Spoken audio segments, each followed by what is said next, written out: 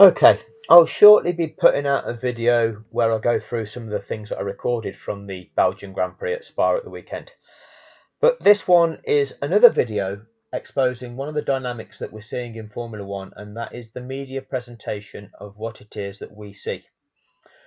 Most of you will realise I am British, I'm English, and therefore privileged to have the British Broadcasting Corporation feed to us the truth and nothing but the truth, because they're an honest broadcasting corporation, not there to parrot the narrative and further the agendas of the elite. No, surely not. We have the BBC's Andrew Benson, and he's done his report into the Belgian Grand Prix, and this is his headline now: Hamilton given win in Belgium as Russell disqualified. I can't remember the last time a sports competitor or team was given victory. And well, I actually do remember. That was the 2021 Abu Dhabi fix. That was when a competitor was given a victory in an event through the breaking of rules. But in any sport, what happens is the winner is the person who validly accomplishes the criteria of what it takes to win. So if a competitor breaches the rules, they are disqualified. Okay, and the winner is the one that is the first place competitor who completes the preset criteria in accordance with the rules and regulations of that given sport. So Hamilton wasn't given anything. But I just want to show you something for context, because this is typical from the BBC's Andrew Benson. I've seen it for years. And sadly, he's still in a job. He's still allowed to spit his bile with relation to Lewis Hamilton, and he's still allowed to fluff Max Verstappen. Now, I did a video on the morning of the Grand Prix on Sunday. Been a busy week last week, so I didn't get a chance to complete the Hungary analysis of the audio clips I wanted to do. So the final words clip there, I was bringing into focus the hatred that Martin Brundle projects in the vilification and undermining of Lewis Hamilton and the constant boosting of Max Verstappen. Now we get people with this faux narrative, this lies, bullshit narrative, saying, "Oh, Formula One has British bias." Well, these are Brits, and what their bias is the Dutch guy. They're actively undermining the British guy, the valid 8-time world champion. They're continually undermining him and discrediting his accomplishments and his abilities, and falsely boosting the abilities of the Dutch guy. Now, what's going on there? So if you've not seen that one, Hungry Final Words, check it out. Might be worth a watch. But the examples I want to give are when we look at the Belgian Grand Prix back in 2022. This is the result of the Belgian Grand Prix, which was won by young Maxwell Verstappen. Now, when we look at this, Max won with a winning margin of 17.8 seconds over his Red Bull teammate Perez. Third place was Sainz in a Ferrari, and he was 26.8 seconds behind Verstappen. That is a crushing victory. What would that tell you? That would tell you that that car has got a significant performance advantage. That would tell you that the driver that won didn't really face that much competition. When you are winning a motor race, you don't need to drive flat out for the entire race. You'd be foolish to. Why overstress your machinery when there's no need? When you are comfortably winning, there is no point in staying flat out just to make that gap as big as possible, because it serves no purpose, especially when you need that engine to last you several races. So if you're comfortably winning, why do something silly? And comfortably, he had a margin of 17 seconds over his teammate, 26.8 seconds over the next manufacturer. And he got the fastest lap.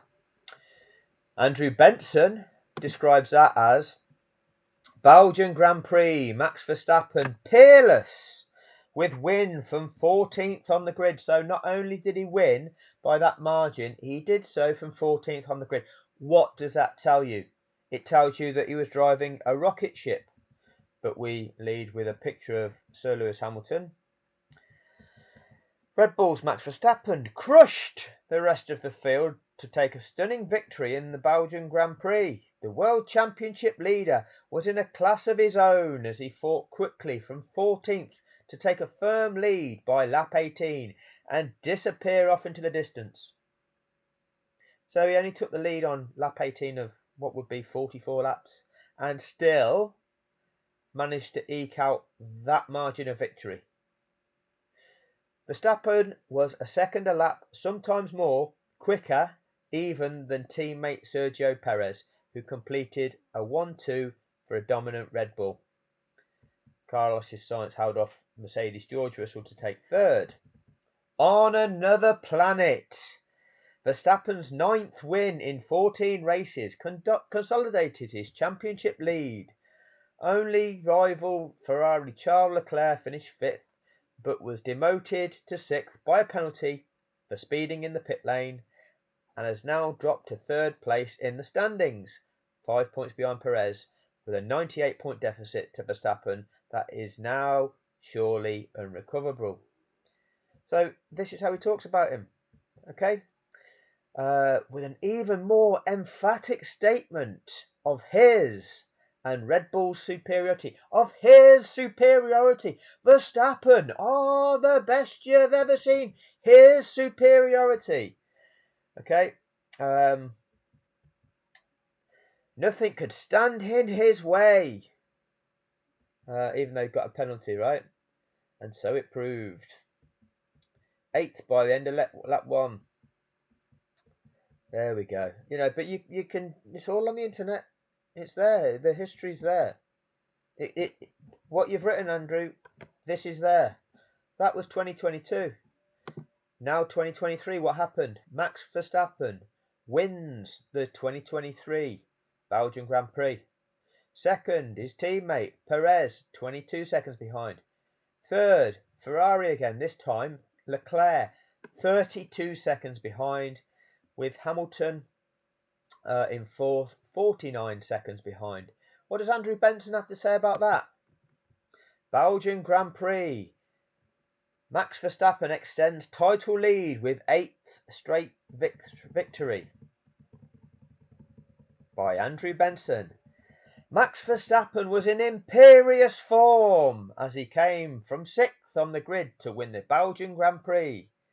The Red Bull driver's 8th consecutive victory in the final race before the summer break extended his championship lead to 125 points. Verstappen led Sergio Perez home to a Red Bull 1-2, but was in another league from his teammate. It's a new spot, that's for sure, winning from P6. Oh, dear me. Where are we? This was with the longer DRS zones as well. Verstappen drove cautiously in the early laps as he picked his way up from his unusually low grid position, caused by a 5-place grid penalty for using too many gearbox parts after he had qualified on pole by 0.8 of a second.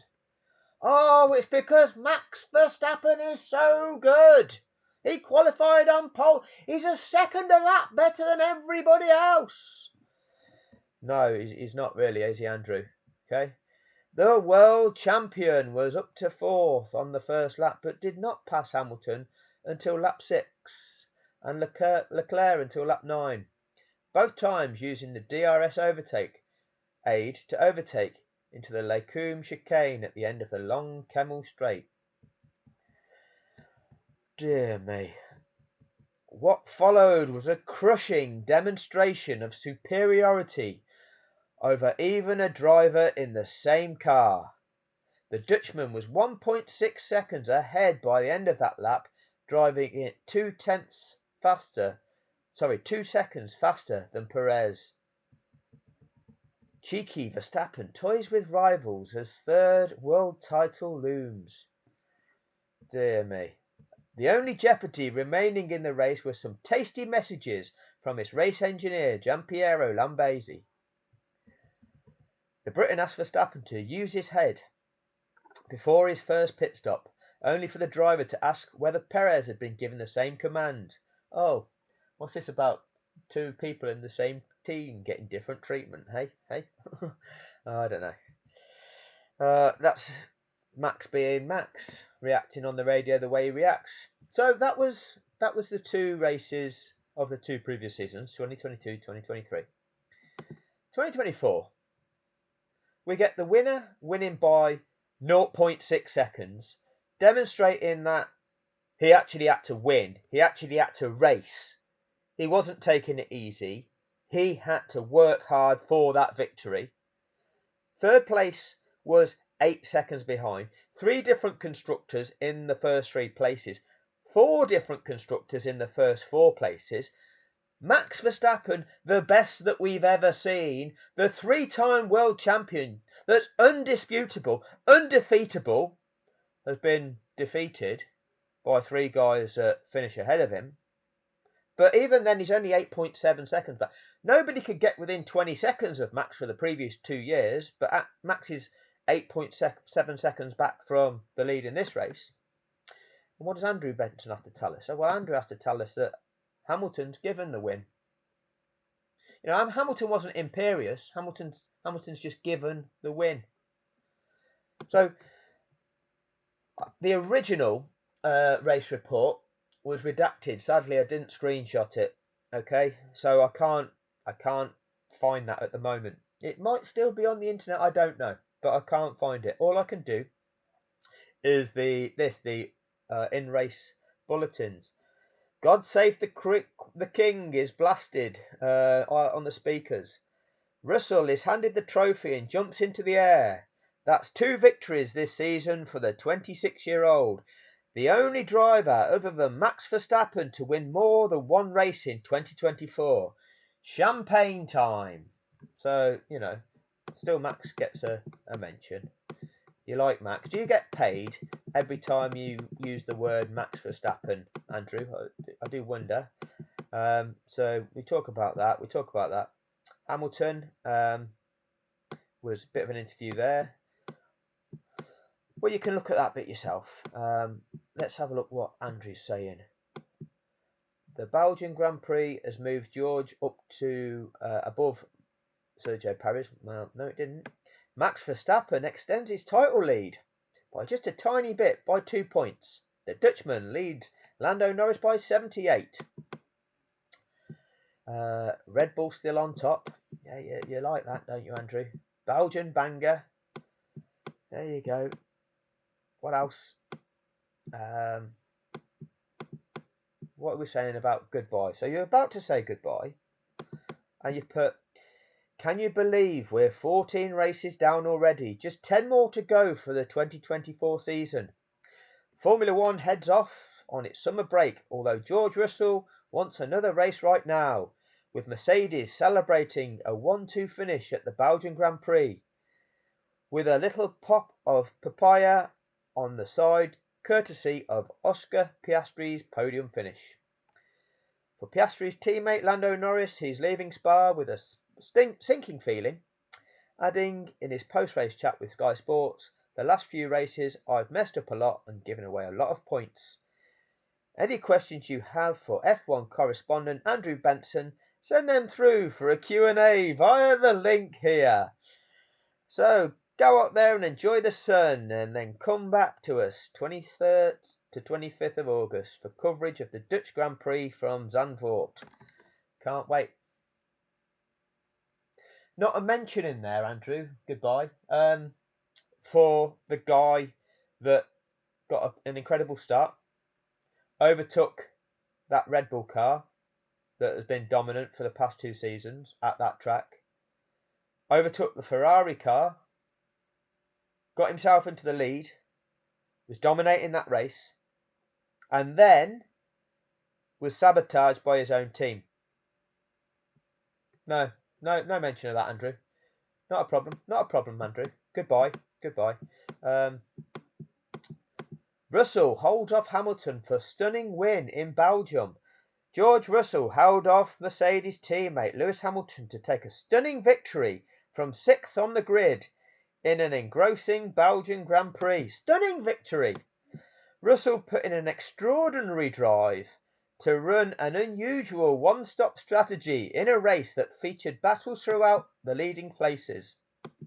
He had to fend off 7-time world champion on tyres that were 15 laps fresher. Oh, that's it. You big up the George Russell achievement. Because Hamilton, he even had the advantage of having tyres that were 15 laps younger. And Russell still beat him. That's right. You tell us, Andrew. You tell us. Extraordinary drive for Russell. Dear me.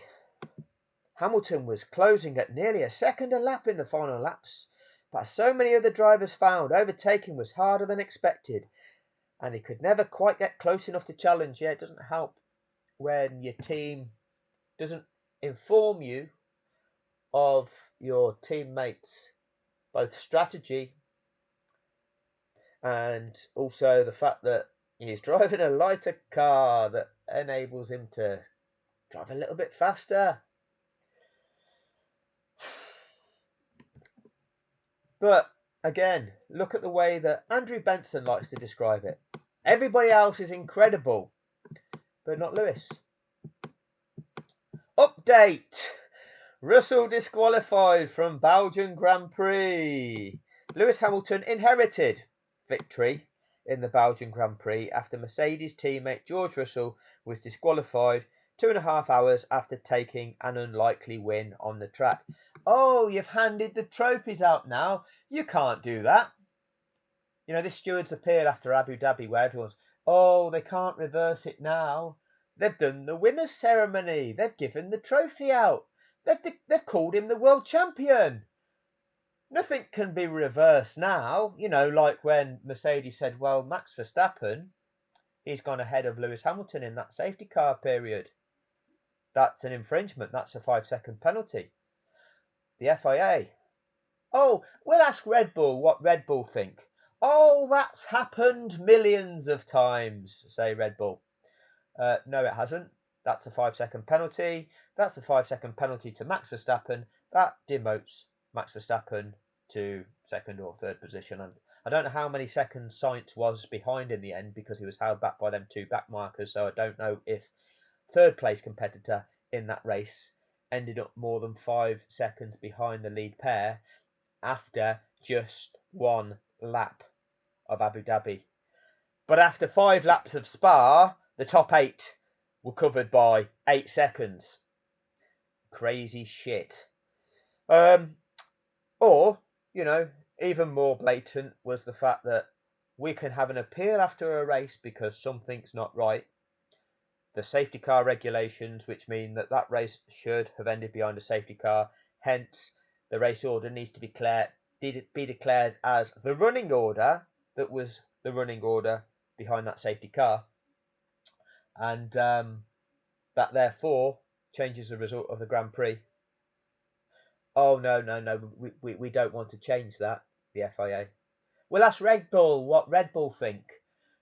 Red Bull, how would you interpret the safety car rules? You know, we've all been racing under these for the last 199 Grand Prix. You know, this is the 199th Grand Prix since the start of the 2012 season where these rules were reintroduced. We didn't do it under them rules, but how would you now interpret the rules, Red Bull? Oh, we would say 15.3 overriding authority, any doesn't mean all, and 48.13 overrides everything else, so therefore it's all fine. Yes, we agree with Red Bull. The race result is as it stands. That's what happened. But no, No, that doesn't happen unless they want to manufacture a result and maintain that result, which is what they did. And Andrew here, the BBC's Andrew Benson, has never told you that.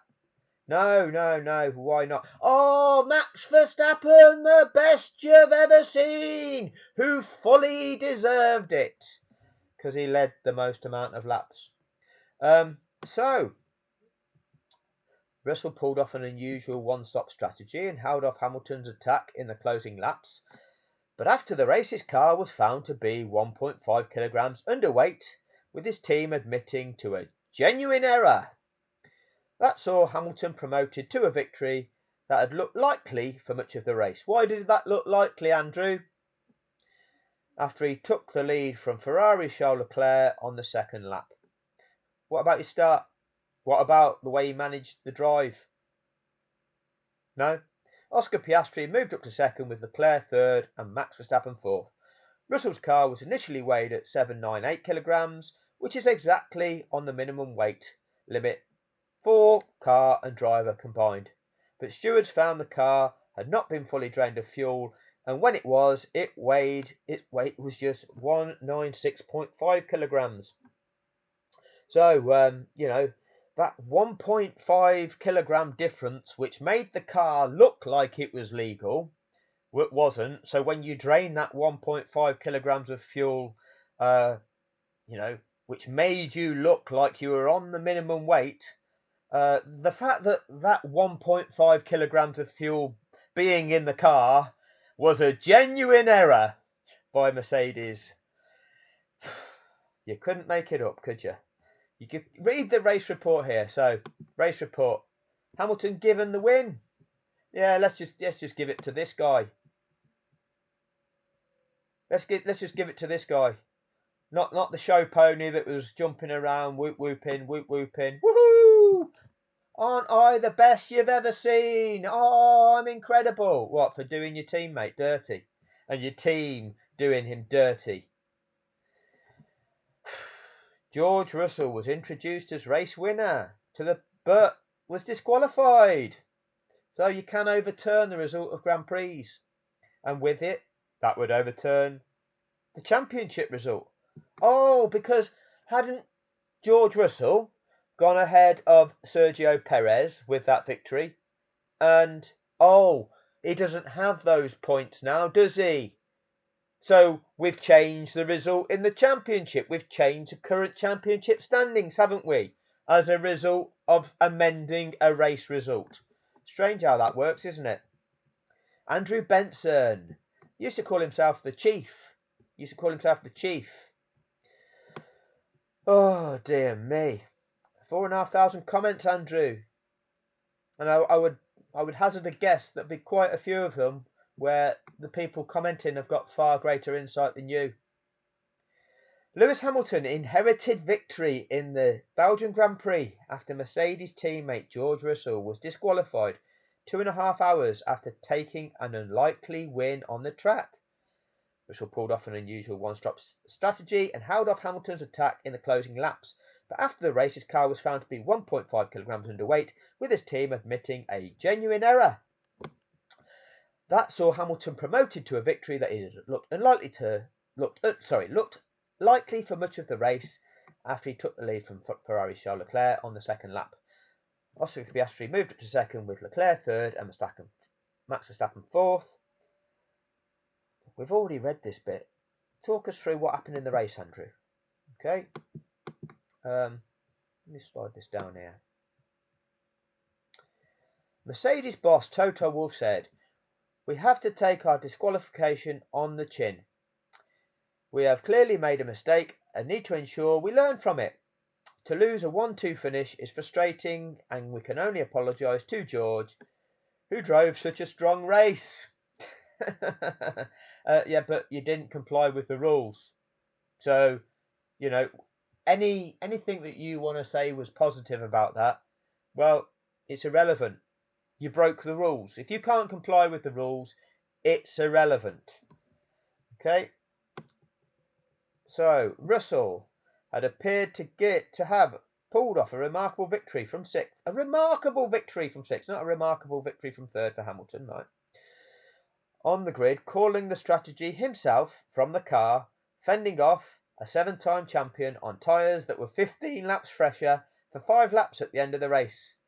Hamilton was closing in at nearly a second a lap in the final laps, but as so many of the drivers found, overtaking was harder than expected and he could never quite get close enough to challenge. As Russell battled to hold off Hamilton in the final 2 or 3 laps, McLaren's Piastri closed in on the Mercedes to set up a grandstand finish. They love that, don't they? Did we get a grandstand finish in 2022 or 2023? You know, when you're winning by 20 or 30 seconds. Oh, the grandstand finish! Yeah, you have to manufacture them a lot of the times. Anyway, where are we? And the 3 cars cross the line nose to tail. 7 seconds behind them, Ferrari's Leclerc, who had been passed by Piastri with 9 laps to go around the outside on the Les Combes chicane, spent the closing laps fending off Red Bull's Verstappen and the second McLaren of Lando Norris. The 3 spent the final 4 laps nose to tail, but Leclerc managed to hold his rivals at bay. Behind Norris, Ferrari's Carlos Sainz passed Red Bull Sergio Perez with 5 laps to go to raise further questions about Perez's future. Red Bull are expected to make a decision. Tyre whisperer shocks the paddock. Tyre whisperer. Well, not that much of a whisperer if you've taken 1.5 kilograms off the weight of those tyres, but then made your car illegal. But here's the thing. If teams are that calculating, in that when they weigh their car, when they enter their car into an event, they take into account the fact that these tyres weigh a certain amount when you put them on the car, and they weigh a certain amount when you take them off, when you've used them. When they are calculating things to that degree, and they know that, okay, when you finish a race, you drive around the track on them bits of rubber, the marbles they call them, pick that up. That picks up weight on those tyres for when we weigh. We run things so close to the wire, such fine margins. This is how fine these margins that they run in this sport. Do you think they'd know what the safety car rules are? Do you think they'd know how a safety car situation might impact their race? What the average duration of a safety car incident is, depending on the type of incident that they're dealing with, depending on whether there's lap cars in situ, and use that data to determine whether or not they would pit under that safety car situation or whether they would stay on track, whether that race was likely to resume with the racing finish or end behind the safety car. Do you think with Formula One teams going to that level of intricate detail, they would all know that? And yet, none of those teams at Abu Dhabi complained that the rules were broken. Strange that. Strange that.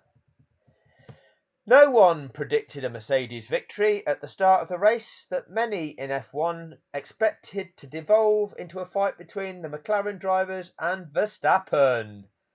Even though Norris and Piastri started 4th and 5th and Verstappen 11th. Oh, we still expected Verstappen to win. How come he didn't? But Hamilton moved into 2nd place past Perez on the opening lap and Leclerc a lap later. He moved, just moved in there. Wasn't a great start. Wasn't a robust, not only defence, but a willingness to hold his ground. Where Perez is coming across on him. It was very, very feisty in that opening lap, them opening few corners. But Hamilton stuck with it. Earned that 2nd place. You going to tell us that, Andrew? Hamilton moved into 2nd. An early pit stop on lap 11 put Hamilton into the lead. What? An early pit stop on lap 11 put Hamilton into the lead by undercutting his rivals, stopping before them and gaining time on fresher tyres, and he held it until the second pit stop. What are you talking about? Hamilton overtook the leader on the second lap and was in the lead, and then was growing that lead, took it out beyond DRS range, and was holding it at 2 seconds comfortably and slightly extending it. He was managing it. He was managing those tyres, which is the mark of a class Formula One racing driver. Benson tells us an early pit stop on lap 11 put Hamilton into the lead by undercutting his rivals, stopping before them and gaining time on fresher tyres. So what you're doing, you are not articulating Lewis Hamilton's mastery of his craft. You're undermining it. You, Andrew Benson, are a filthy bastard. And in the same way that I'm going to take Brundle down, you're going down too. Russell stopped for his set of hard tyres 1 lap before Hamilton, and at that stage was expecting to run a 2-stop like everyone else. But he found that degradation was much less than expected. So if Russell stopped first, and Mercedes then had the opportunity to look at those hard tyres and say, oh, we've just taken these tyres off of George, and the degradation on them's not that bad. Actually, Lewis, you can stay out a little bit longer on them. Lewis is saying, yeah, my tyres are fine. That didn't happen though, did it? Didn't happen. But he found that degradation was much less than expected, and as the time of his second pit stop closed in, he said to the team to consider going to the end. As he pushed on, Russell became more and more convinced of his decision, and he and the team committed. Were you weighing up the weight of those tyres, George, after you'd scrubbed all of that rubber off them? Evidently not. But the team there is running it so close to the bone that actually, if you lose that extra rubber, your car is underweight. It appeared initially as if Hamilton would catch and pass Russell as he closed in quickly on his teammate. But did Hamilton anticipate that Russell was on a one-stopper? Did he expect his teammate to be going in at some point and therefore re-established as race leader as Russell would drop back down to 5th position? Is that what Hamilton expected? Did the Mercedes team articulate that to Lewis? Did they say, well, actually, we might do a one-stopper with George Lewis, so you've got to now chase him down? How much notice did they give him of that? The tyre whisperer. Oh, sorry, I think I've jumped a bit. But overtaking proved to be harder than many expected, and Russell was able to keep his place up the main overtaking zone from the first corner through Eau Rouge and up the Camel State to Les Combes, as he whooped with delight as he took the line, only to be later stripped of victory. The tyre whisperer, impressed team boss Wolf, had said to him over the radio. Before news of his disqualification, why has it done this on me? Here we go, stopped it. Before news of his disqualification, Russell said, we definitely didn't predict this, but the car was feeling awesome, the tyres were feeling great, and I kept saying, we can do the one stop. Hamilton said, we had such a disaster on Friday, the car was nowhere. We made some changes, it was hard to know what it would be like in the wet yesterday, and the car was fantastic today. George did a great job going long on the tyres. Every stint I had, tyres left, but the team pulled me in. So Andrew doesn't explore that. Andrew doesn't talk about that. Andrew doesn't talk about Lewis Hamilton's great start, where he actually was 3rd on the grid, had to make ground on Perez, got a better start than Perez, went side to side, wheel to wheel with Perez, held his ground, took P2, and then was able to pass Charles Leclerc on lap 2, and then got himself out of DRS range, then comfortably held the lead of the race, was then pitted by his Mercedes team, then held looked fully in control of that race. Looked fully in control of that race until Mercedes did what they did. They did him dirty. It was a masterclass of a drive. It was the class drive of an 8-time world champion. And that is Andrew Benson's report of it. You've not exposed what his team has done to him. Oh, an imperious drive by Max Verstappen, who's won by 15 minutes because Max is the best you've ever seen.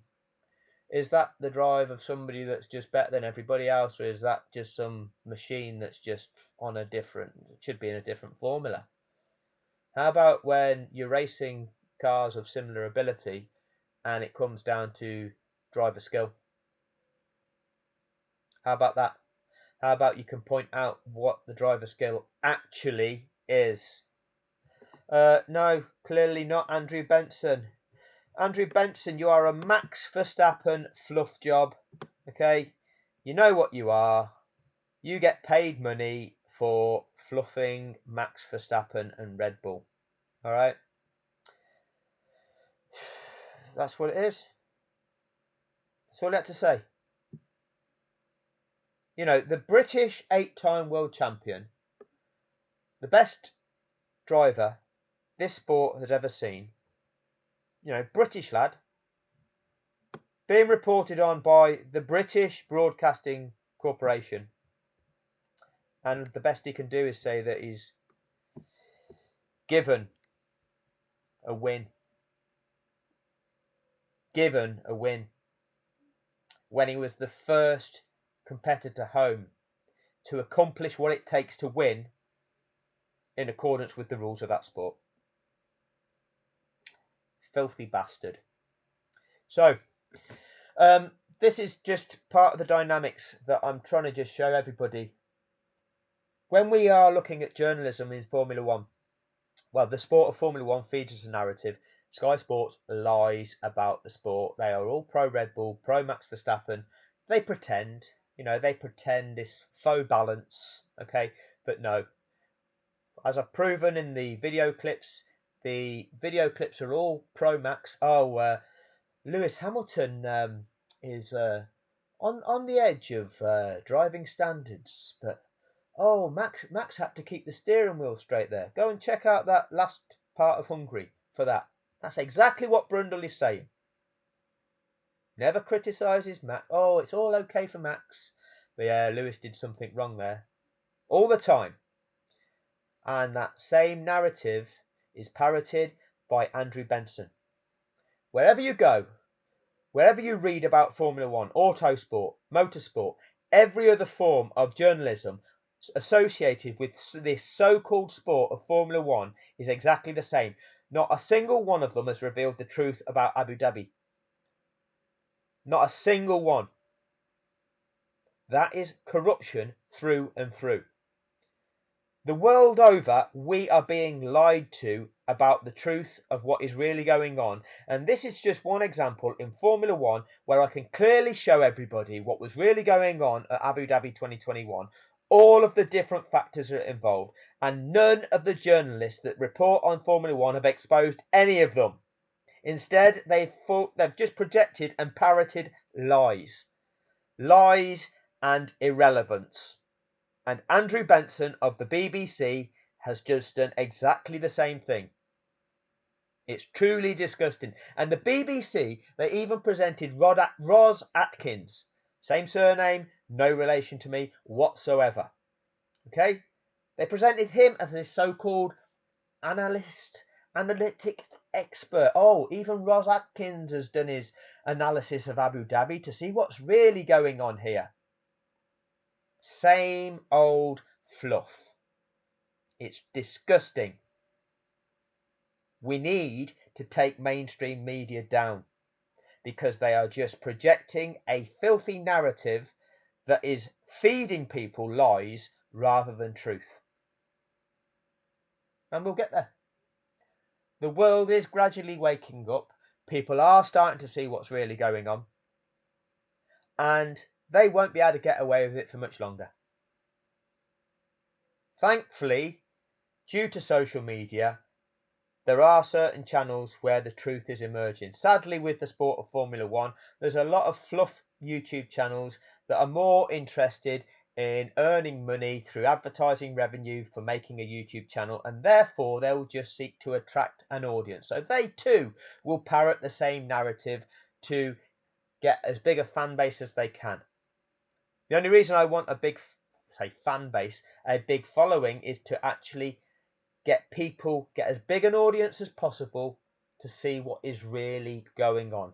That's the importance of this information being projected to more people. It needs to wake more people up. The more people that will start seeing the truth about Abu Dhabi, they'll see what is going on in this world. So, if you've not already done so, please like the video. It helps the video get seen by more people. Please subscribe to the channel. Again, it increases the size of the channel, makes it look like the channel is, so people will judge whether the information is authentic or not based on how many subscribers the channel has got. So if you can help in that regard, but most importantly, please keep sharing the content. It's had a massive impact these last few weeks, whereby the channel has almost doubled in its size, and therefore the videos are reaching a far greater audience. And we can see from some of the responses, people are starting to see it. Many already knew it, but they're now seeing the true reality of what was actually going on, as opposed to what was presented, which they knew was wrong, but they're now seeing the details of exactly how it was wrong. And there's plenty to come on that. Now that we've got this mid-season break and the kind of general reporting on the Grand Prix is dying down, I'm going to be dropping a lot of stuff now relating to Abu Dhabi. So please stay tuned and look out for that. I will do a breakdown of the Spa Grand Prix using the clips, but I just wanted to show you this dynamic that we are seeing from the BBC, from Andrew Benson, and it's truly disgusting. Thank you for listening. Thank you for your time. I hope you've had your eyes opened, if you didn't already, as to what this so-called journalist actually does. Thank you for your time.